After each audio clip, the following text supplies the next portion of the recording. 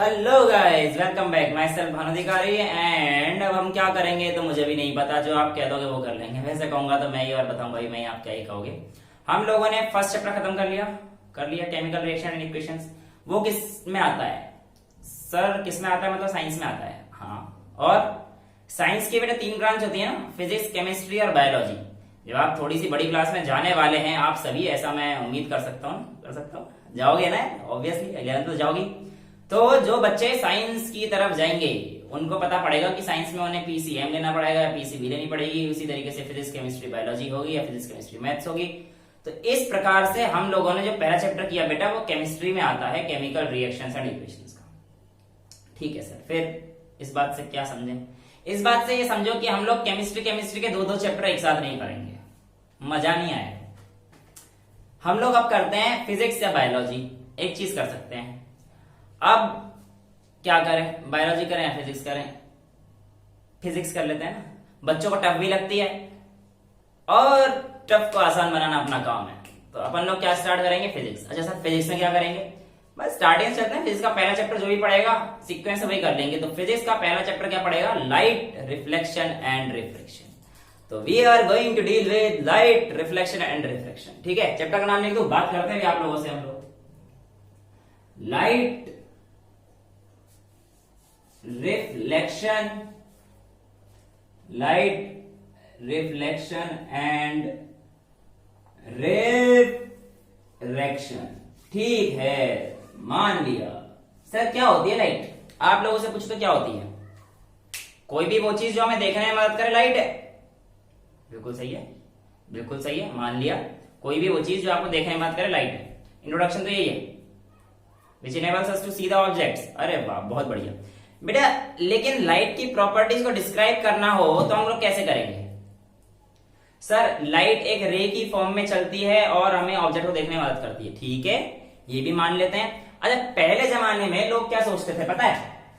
Diagram मेरे बहुत सुंदर होते हैं। डायग्राम इतने सुंदर होते हैं कि बस मैं ये समझा सकता हूँ क्या बनाना चाह रहा हूँ, उसके अलावा मुझे खुद नहीं पता मैं क्या बनाता हूँ। ठीक है, तो डायग्राम से कोप अप करते रहिए। अब मैं एक मैंगो बनाने जा रहा हूं।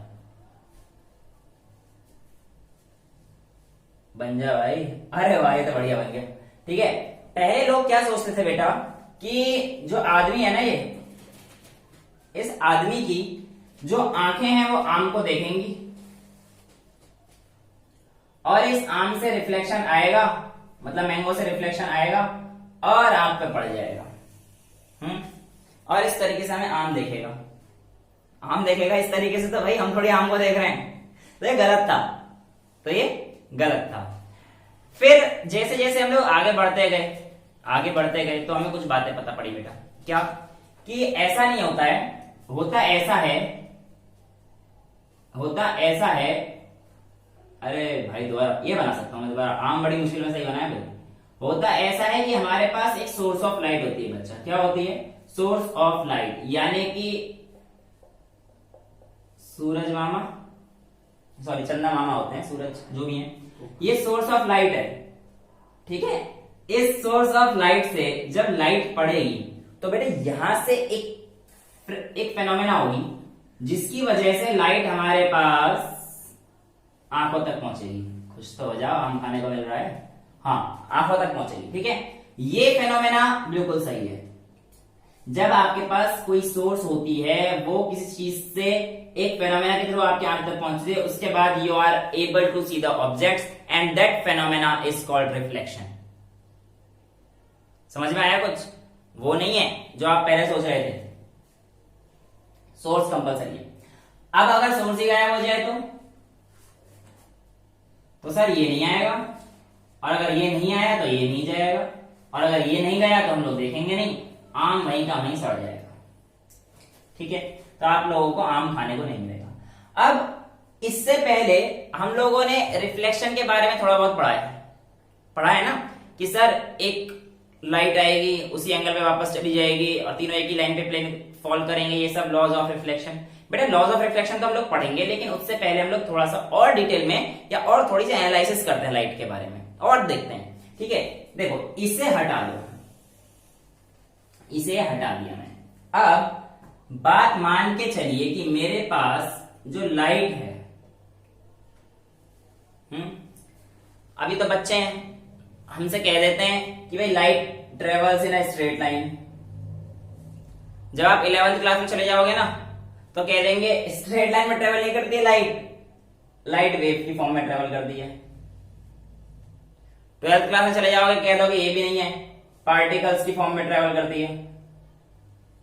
और आप है ना, तो वेव की तरह चलेगी ऐसा समझा था। क्लास 12th में आएंगे तो पार्टिकल की तरह चलेगी ऐसा समझेंगे। लेकिन जब और बड़ी क्लास में जाएंगे तो कह देंगे भैया पार्टिकल और वेव दोनों की तरह चलेगी। तो सर करें क्या, पागल बना रहे हैं क्या हमारा? नहीं बेटा नहीं, हर एक चीज का ग्रेजुअल इंक्रीमेंट होता है ना, तो जिस क्लास में आप हैं उस हिसाब से पढ़ेंगे, है ना। बाकी डिटेल में देख लेंगे, क्लास 12th में आएंगे ना तब पढ़ेंगे, बिल्कुल पढ़ेंगे। अभी आप इसको समझिए, अभी आप इसको समझिए।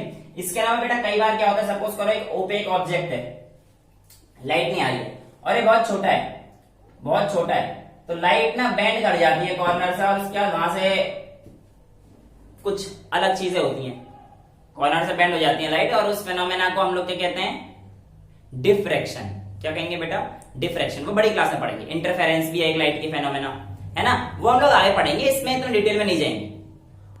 अब इस स्ट्रेट लाइन को हम लोग पढ़ेंगे। इस स्ट्रेट लाइन को अब हम लोग कैसे पढ़ते हैं देखते हैं, ठीक है। बिल्कुल पढ़ेंगे सर, पढ़ाएंगे तो।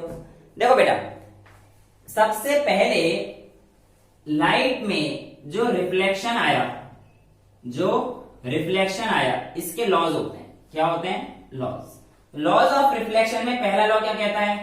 पहला लॉ क्या कहता है sir? The angle of incidence, the angle of incidence is always equals to angle of reflection. वाह वाह वाह, बहुत बढ़िया सर।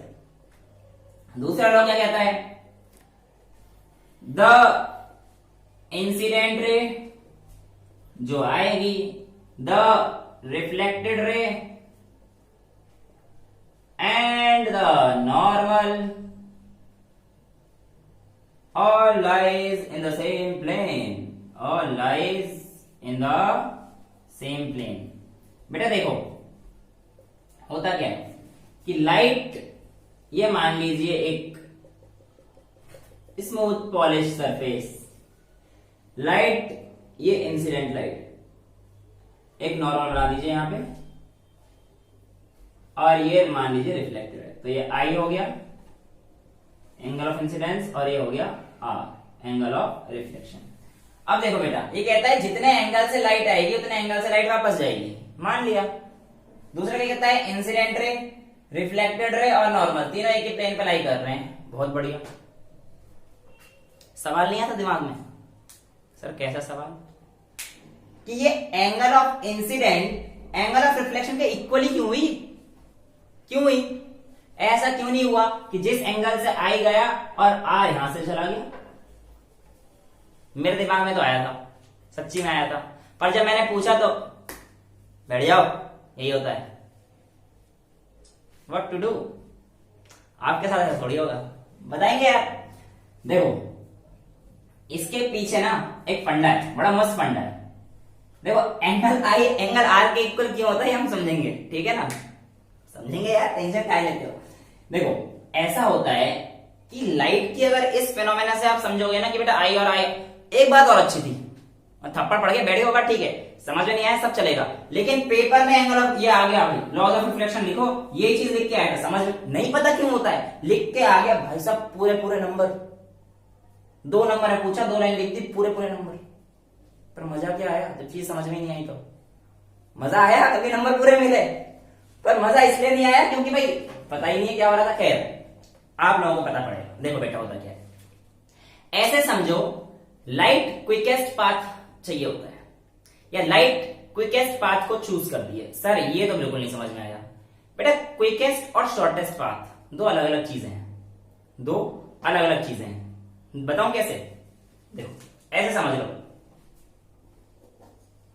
ये आप किसी सड़क से जा रहे हैं, यहां पर आपकी गाड़ी है, अब यार गाड़ी तो बनती नहीं है मेरे से, ये आपकी गाड़ी है और आपने पहुंचना है यहां पर बहुत सारी गाड़ी हैं, पीपी पीपी जाम लगा हुआ है। एक रास्ता ये है, ये और ये, है ना। अब यहां पर आपकी गाड़ी को पहुंचना है। अब आपके पास शॉर्टेस्ट पाथ कौन सा है? वो तो यहां से लेकर यहां तक है ना, यहां से लेकर यहां तक। लेकिन क्विकेस्ट पाथ ये है क्या? नहीं, जाम लगा है ना। तो गाड़ी को अगर यहां से ले जाओ ना तो शायद जल्दी पहुंच जाए, जाम लगा हुआ है ना। तो there is a difference between a shortest and a quickest one. The light always choose the quickest path. It does not depend whether it is the shortest or not. It is not always necessarily that the shortest path is the quickest one. ऐसा possible नहीं है कि हर बार shortest ही quickest हो। देख लिया ना यहाँ पे, तो कंडीशन अप्लाई। तो लाइट को ऐसा समझो कि भैया ये क्विकेस्ट पाथ लेती है। सर इस बात से क्या हमारा ये क्लियर हो जाएगा? हाँ, देखो कैसे।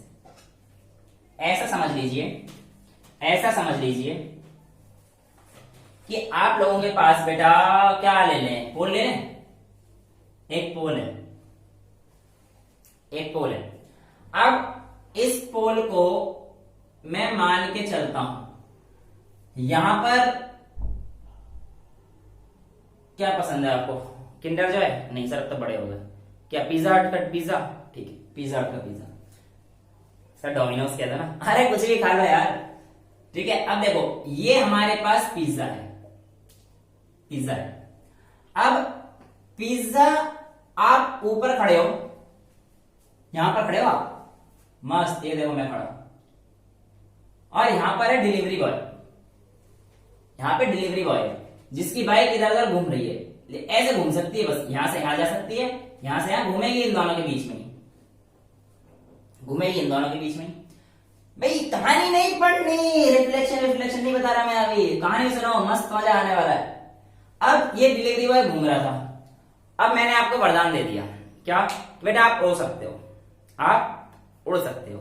ठीक है, आप ये बताओ आपके लिए पिज्जा को यहां से उठा के और यहां तक पहुंचना है, जो सबसे पहले लेकर जाएगा उसी को पिज्जा मिलेगा।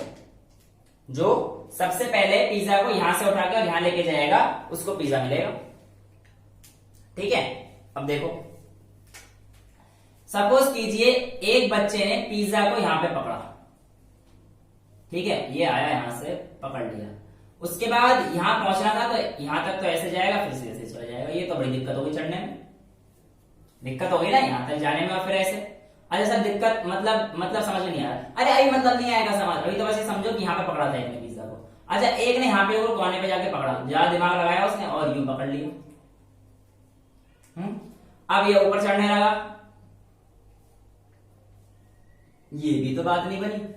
ठीक है, बन गई, मान लीजिए, अच्छा मान लीजिए बन गई, हो सकता है इसे प्राइस मिल जाए, इसे पिज्जा मिल जाए, लेकिन नहीं मिलेगा। अब एक ने भाई साहब ने तो घर ही पकड़ लिया, मतलब यहां से निकला ही होगा, उसने कहा मैं यहीं से ले लूंगा, यहां से पकड़ा और उसके बाद ये इतनी लंबी डिस्टेंस ट्रेवल करी,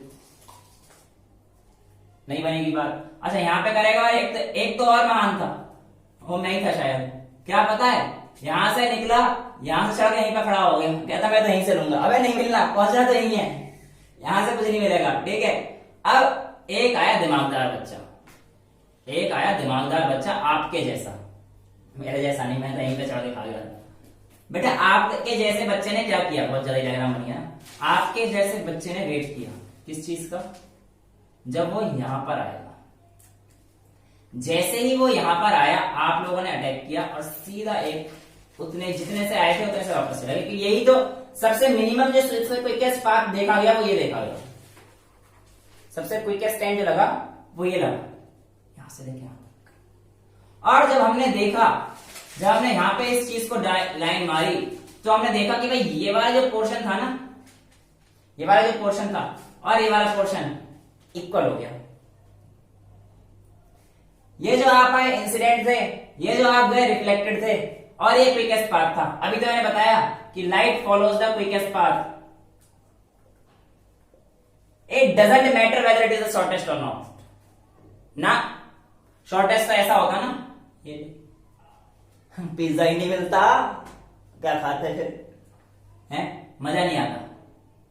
समझ गए, इस फंडे को रखो दिमाग में और लॉ ऑफ रिफ्लेक्शन समझो। अब आ गया होगा समझ कि angle of incidence angle of reflection क्यों होता है। अब मेरे को भी अगर कोई ऐसे ना मार के और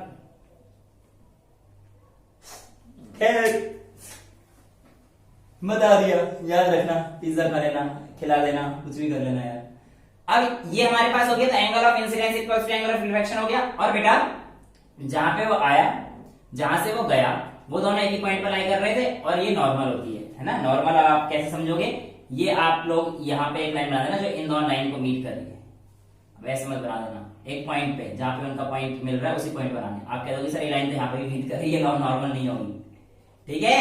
तो ये नॉर्मल, इसलिए हमारे पास angle of incidence equals to angle of reflection, और incident ray, reflected ray and the normal all lies in the same plane. This was the introduction of light reflection, reflection का नहीं, रिफ्लेक्शन। समझ में आ गया ना, मजा आया। आगे पढ़ेंगे हम लोग स्फेरिकल लाइट्स के बारे में, ठीक है। Till then bye bye, thank you so much.